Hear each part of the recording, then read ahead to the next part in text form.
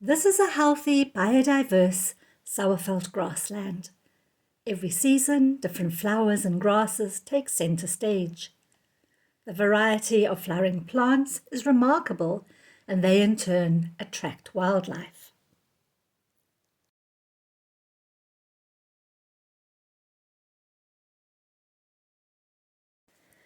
But we have a problem, an enormous problem: bracken fern.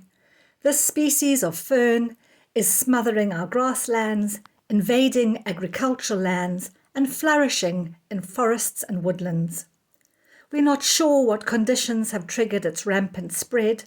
Perhaps it's climate change, perhaps human activity is upsetting the natural balance of nature, but we do recognize that it has become a serious problem.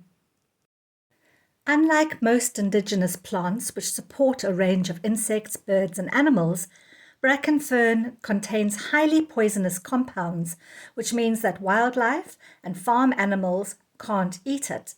Researchers found that a chemical called hydrogen cyanide is released by young bracken fronds, and when these leaves are eaten by insects, it causes uncontrollable repeated molting, which rapidly leads to the insect's death. Bracken is currently under investigation as a possible source of new insecticides. As bracken grows, it releases nitrogen into the soil via extensive root and rhizome systems. It upsets the acid-base balance in the soil, favoring its own growth, while simultaneously making conditions unfavorable for most other plant species. One might say that bracken fern poisons the soil, making it impossible for sourfelt grassland plants to survive. As if that's not enough, the bracken leaves form a canopy, preventing the light from reaching the plants below. Without sunlight, the plants can't produce food by photosynthesis. So now we know why it's a problem. How can we get rid of bracken? Where bracken encroaches on agricultural land and forestry areas, chemicals are used. Herbicides which target broad-leaved plants have been found to be very effective in eradicating bracken. In order to be most effective, plants are sprayed in the morning on the underneath surface of the leaves, where the majority of stoma or leaf breathing holes are found. Scientists have found that chemicals are effective when used late in the summer as plants prepare to slow down growth for winter and shift their food supplies from the leaves to the underground rhizomes. Herbicides are not recommended for use in sandstone sourfelt grasslands because any broad-leaved plant species still surviving below the bracken would be wiped out. In such areas, manual removal is preferred, but it's labor-intensive, time-consuming, and expensive. The idea is to weaken the plant over time by preventing food which is made in the plant's leaves from reaching its roots and rhizomes. By simply bending the stem of bracken, one can slow down the growth, but actually cutting is far more effective because what may appear to be a colony of plants is often just a single plant.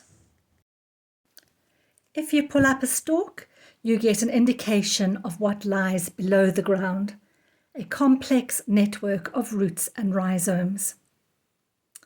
How does fire affect bracken? After all, we know that grasslands depend on fire to stay healthy. Well, it's bad news. For some reason, bracken thrives after fire. In fact, some bracken will pop up after fire in areas thought to be free from bracken. It's all very depressing. So for now, until we find other methods of eradicating bracken, the only way we can currently transform bracken-infested areas like this into pristine environments like this is by cutting, cutting, cutting. Current bracken eradication protocol suggests that at least 3 cuts are needed per growth season for at least 6 years in order to get bracken fern under control. It requires diligence, perseverance, hard work, and resources, but it's worth it in the end.